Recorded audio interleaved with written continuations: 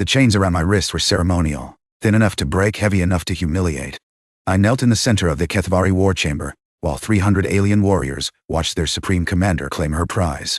"This one killed 17 of my soldiers," Warlord Vixara announced, her voice echoing off obsidian walls. She circled me slowly, her crimson armor catching the torchlight. 17. With nothing but a broken rifle and a combat knife. I didn't look up. Didn't give them the satisfaction. The tradition demands I take a trophy from the conquered. Her boots stopped inches from my face. "I choose him." A murmur rippled through the crowd.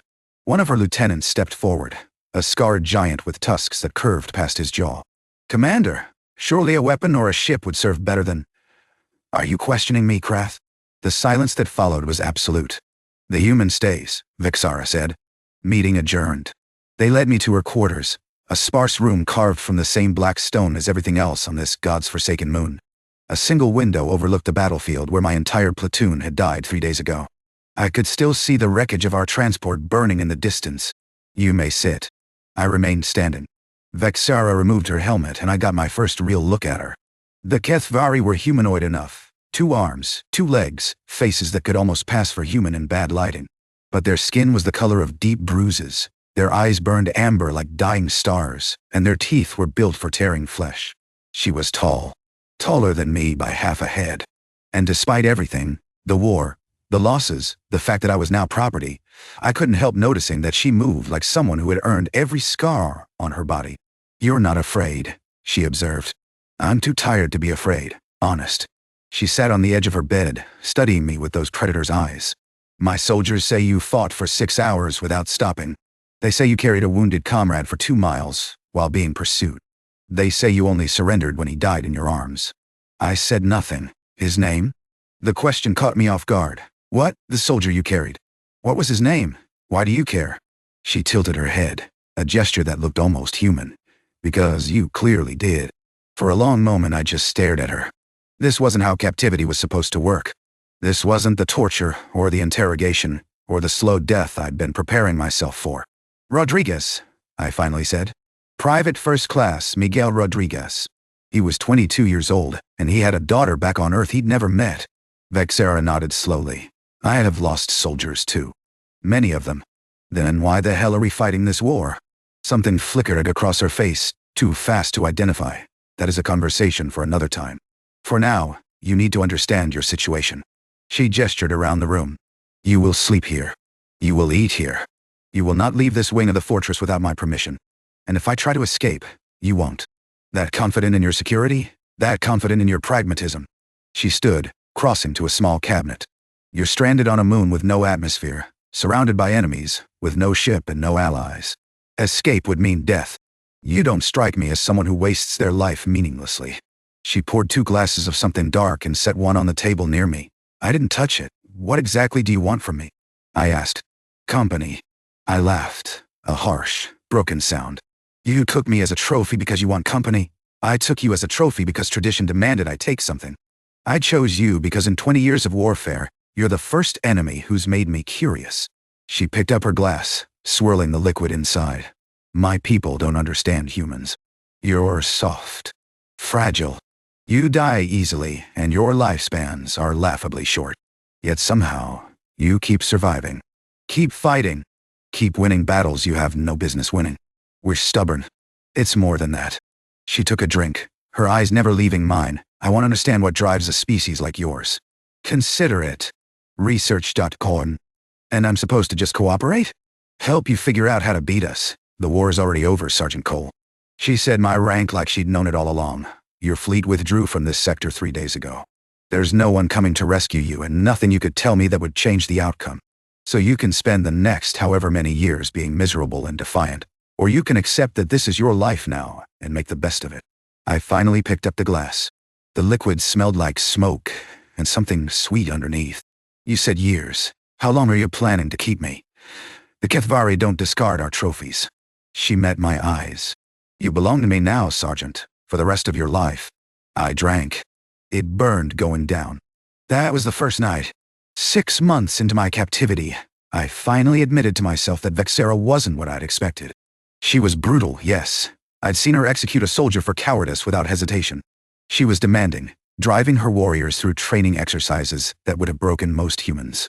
And she was utterly uncompromising in battle, leading from the front with a savagery that explained how she'd risen to command at such a young age.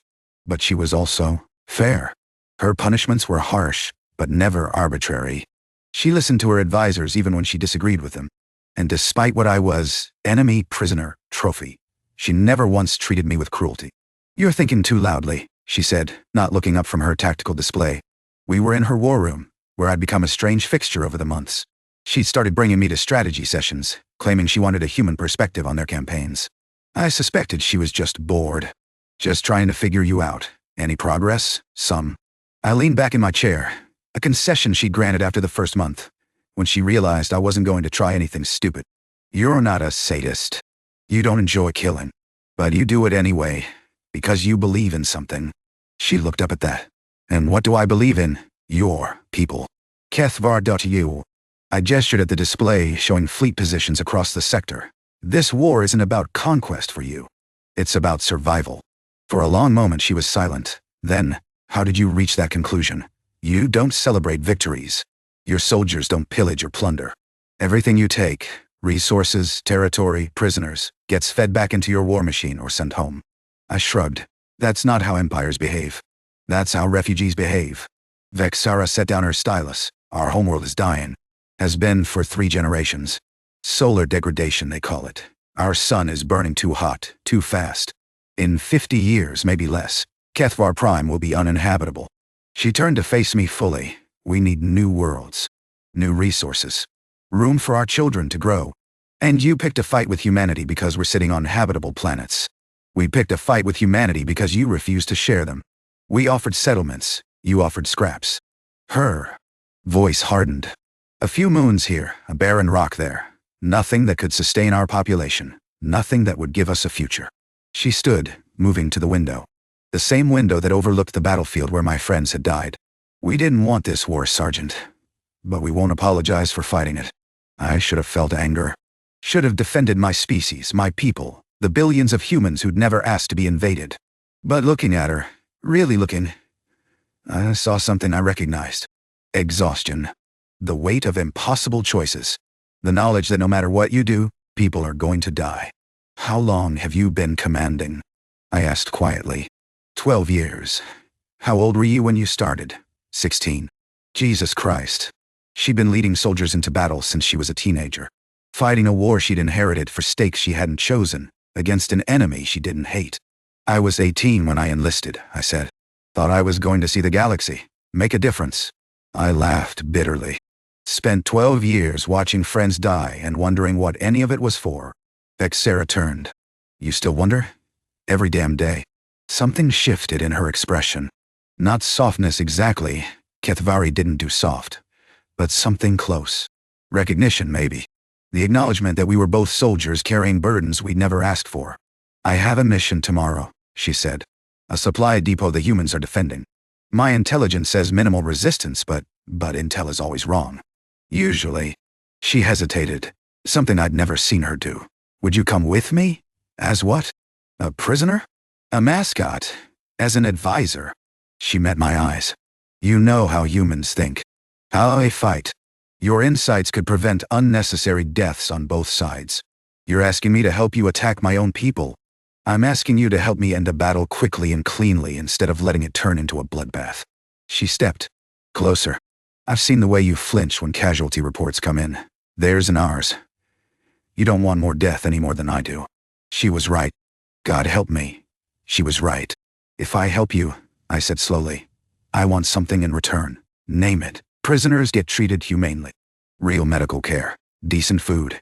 Eventual repatriation if there's ever a peace agreement. Done. Done. Just like that? I don't mistreat prisoners, Cole. Never have." She extended her hand, a human gesture she'd learned somewhere. "Do we have an agreement?" I took her hand. Her skin was cooler than a human's, the grip stronger. Against my better judgment, yeah, we do. The mission went exactly as she'd hoped. Minimal casualties on both sides. The human commander surrendered when he realized he was outmatched, and I talked him through what to expect from Kethvari custody. He looked at me like I was a traitor. Maybe I was. But that night, When Vexera found me staring out the window at the stars, she didn't gloat or celebrate. She just stood beside me in silence, two soldiers carrying their respective guilts. "You did a good thing today," she finally said. "Tell that to the families of the soldiers I helped defeat. The families of soldiers who are still alive because the battle ended quickly. I think they would understand." She paused. "War is never clean, Cole. The best we can do is make it less ugly." I didn't respond. But when she left, I didn't feel as alone as I had in months. 3 years. 3 years of strategy sessions and shared silences. 3 years of watching her lead and learning why her soldiers worshipped her. 3 years of becoming something I never expected. Her friend. "You're getting slow, old man." I blocked her strike and countered with one of my own. We'd started sparring 6 months ago. Her idea, something about keeping her skills sharp against human opponents. In reality, I think she just enjoyed having someone who wouldn't let her win. "I'm 34, I grunted, dodging a kick. "That's not old. For a human? That's practically ancient." She swept my legs out from under me, and I hit the mat hard. A second later, her hand appeared in my vision. "You're supposed to check your surroundings. I've told you 1,000 times." I took her hand and let her pull me up, and I've told you 1,000 times that human joints don't bend that way. Excuses. But she was smiling. A rare thing that I'd learned to treasure over the years. Kethvari didn't smile often, and when Vexera did, it transformed her face into something almost gentle. "Commander, die." We both turned. Krath stood in the doorway, his expression grave. In 3 years, he'd gone from openly hostile toward me to grudgingly respectful. I counted that as progress. "What is it?" Vexera asked, the smile vanishing instantly. Long-range sensors detected a human battle group entering the sector door. 12 ships, including 2 carriers. He glanced at me, then back to her. "They're heading directly for us." My blood went cold. 12 ships was a serious strike force. The kind you sent when you wanted to destroy something completely. "How long until they arrive?" 18 hours. Maybe less if they push their engines." Vexera nodded slowly. "Begin evacuation of non-essential personnel. I want all fighters prepped and ready within 6 hours." "And Krath?" She waited until he met her eyes. "Not a word of this leaves this room until I address the troops personally." He saluted and left. For a long moment, neither of us spoke. Then Vexera walked to the window, always that window, and stared out at the stars. "You should be with them," she said quietly. "With your people. My people left me for dead 3 years ago. They might not have known you survived. If you signal them, tell them who you are. I'm not leaving." She turned, something unreadable in her amber eyes. "Cole, I'm not leaving," I repeated. "You really think I'd abandon you now? After everything? I think you'd be a fool not to. This base isn't designed to withstand a full assault. We'll hold them as long as we can, but..." She didn't finish. She didn't need to. "Then we hold them together." I crossed to stand beside her. "You once told me the Kethvari don't discard their trophies. Well, this trophy has teeth. And he's not going anywhere." For a second, just a second, I thought I saw her eyes glisten. Then she straightened. "All business again. If we survive this, I'm promoting you." "To what?" "Head trophy? Chief Tactical Advisor. It's a real rank. Comes with actual authority and everything." She almost smiled. "My officers will hate it. Then let's survive just to see their faces." The next 18 hours were chaos. Evacuation transports launched every few minutes, carrying civilians and wounded to secondary positions deeper in Kethvari space. Warriors ran through final weapons checks. Engineers reinforced blast doors and shored up defense systems. And through it all, Vexera was everywhere, commanding, reassuring, preparing her people for what might be their last stand. I found her in the war room an hour before the human fleet arrived. She was alone, staring at the tactical display, and for the first time since I'd known her, she looked afraid. "Hey, Phil." She didn't turn. "You should be in the bunker with the other non-combatants, probably." I moved to stand beside her. "But I thought you could use some company." A sound escaped her, not quite a laugh. "Company? You remember that first night? Hard to forget. You were terrifying. And you were stubborn." Now she did turn, and I saw exhaustion written in every line of her face. "I never told you why I really chose you. You said you were curious." I lied. She took a breath. "I chose you because when you looked at me, bleeding, defeated, in chains, you didn't look away. Every other human I'd captured, they either cowered or screamed or spat defiance. But you just looked at me like I was a person. Her voice softened. Do you know how long it had been since anyone looked at me like that? Not a commander, or a warlord, or a symbol. Just me. Vic, I don't survive this. I need you to know that these 3 years have been... She struggled for words. I didn't expect to have a friend. I didn't think I was capable of it anymore. So whatever happens today, nothing's happening today. I cut her off. Not to you. Not while I'm breathing. Cole, be realistic. I'm being realistic. I grabbed her shoulders, forcing her to look at me. I've watched you lead for 3 years. I've seen you do impossible things, and I'll be damned if I'm going to stand here and let you give up before the fight even starts. She stared at me. You really believe we can win? I believe in you. The words came out before I could stop them. I've believed in you for longer than I wanted to admit. So yeah, we might die today. But we might not. And I'd rather go down fighting beside you than hide in a bunker waiting for the end. Slowly, her hand came up to cover mine. Her cool fingers wrapped around my wrist, and I felt her pulse. Rapid, strong, alive. Together then, she said. Together. The battle lasted 9 hours. 9 hours of explosions and screaming metal and the endless thunder of weapons fire. 9 hours of watching ships die on both sides, Kethvari and human alike.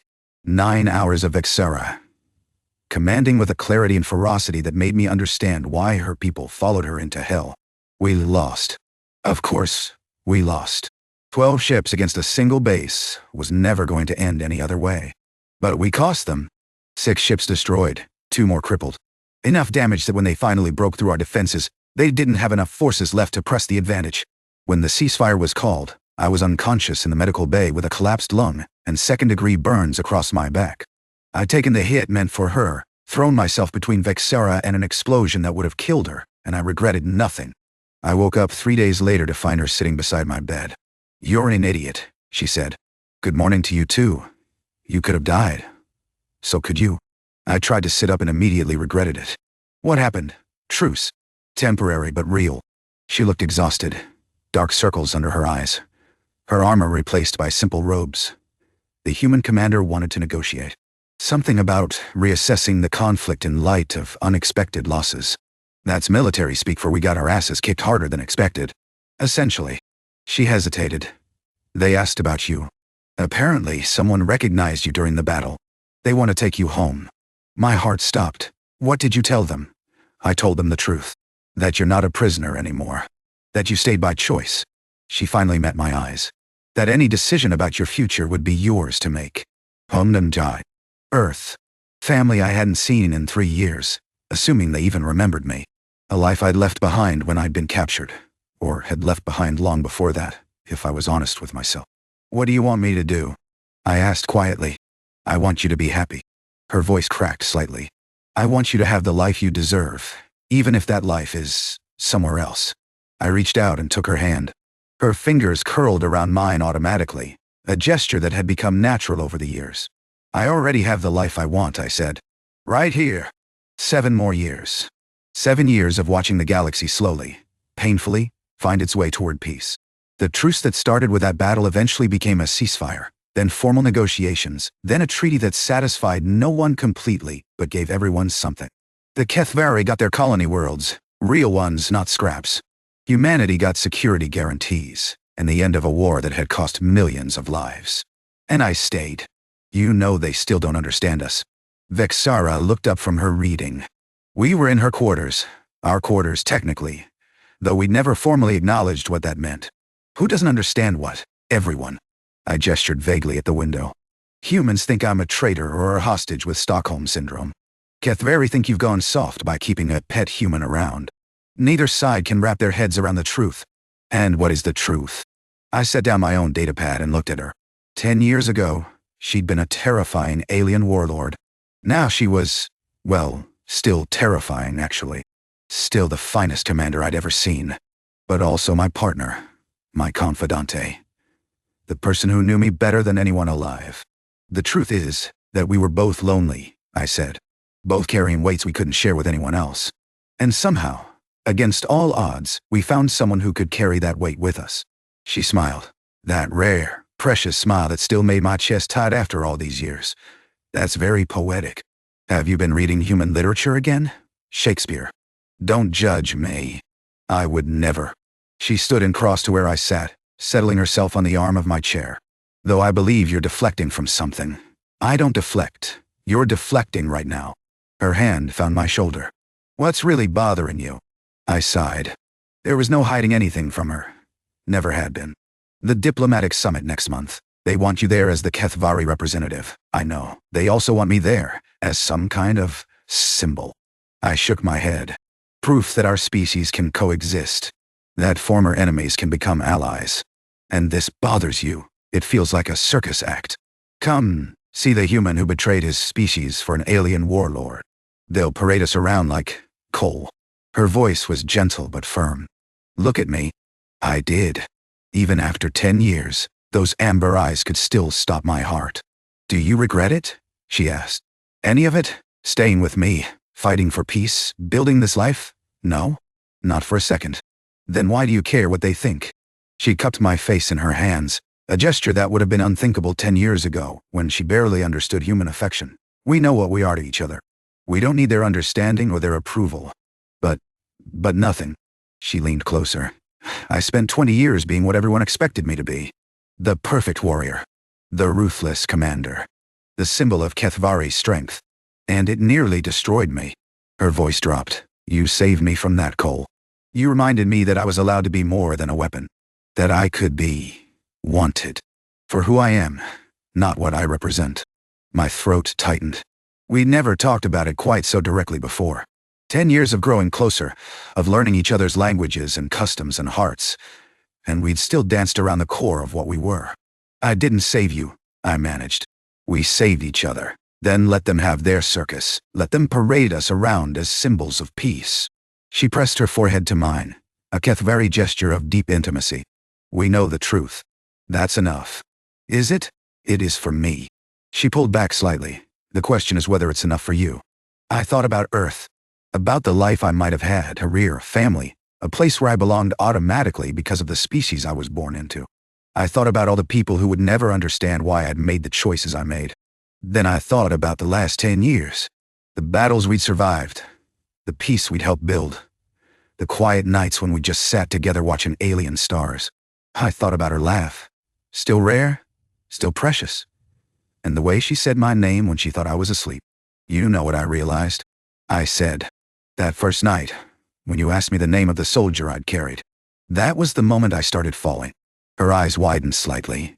That early? I didn't know it then. Took me years to figure it out. But looking back, that was it. That was the moment I realized you weren't a monster. You were just someone doing impossible things for people you loved. I took her hands. Sound familiar? Cole, I'm not going back, Vixara. Not ever. Not because I can't, but because everything I want is right here. I brought her hands to my lips. So yeah, let's go to their summit. Let them stare and whisper and wonder. And when it's over, let's come home and keep building whatever this is. For a long moment, she was silent. Then she laughed. A full, genuine laugh that I'd only heard a handful of times in a decade. Whatever this is, she repeated. After 10 years, you still can't name it. I don't think our languages have a word for it. Maybe we need to invent one. Maybe we do. She leaned in, and for just a moment, I saw her as she must have been before the war. Young, hopeful, capable of joy. I have a confession. Oh, that first night. I lied about why I chose you. I said I was curious about humans. You also said you wanted company. Also, a lie. She took a breath. I chose you because when I looked into your eyes, I saw my own exhaustion reflected back. I saw someone who was tired of fighting but didn't know how to stop. And I thought, maybe, if I kept you close, you could teach me. Teach you what? How to rest. Her voice was barely a whisper. How to stop being a weapon. How to be just Vixara. And did I teach you? She smiled. That smile, the one that was only for me. You did. And you taught me something else too. What? That trophies can become treasures. She kissed my forehead. Another human gesture she'd learned. Another piece of herself she'd reshaped to include me. That enemies can become allies. And that sometimes, the person who captures you is the one who sets you free. I pulled her close. This alien warlord who had taken me as a trophy and given me a home. This warrior who had shown me that peace wasn't the absence of conflict, but the choice to keep fighting. Together. I love you, I said. Words I'd never spoken before in any language. In case that wasn't clear. It was clear, she murmured against my shoulder. It's been clear for years. And she pulled back to look at me, and her amber eyes were bright with something I'd never seen before. Not quite tears. Kethvari didn't cry the way humans did, but close enough. And I love you too, she said. In case that wasn't clear. It was. It had been for years. The summit came and went. They paraded us around exactly as I'd predicted. Cameras and questions and whispered judgments. The humans called me a collaborator. The Kethvari called her soft. We didn't care. Because when it was over, we went home. To our quarters, our life, our strange and impossible love that had grown from captivity and bloomed into choice. She'd taken me as a trophy 10 years ago. I was staying because I wanted to. And that, in the end, was all that mattered.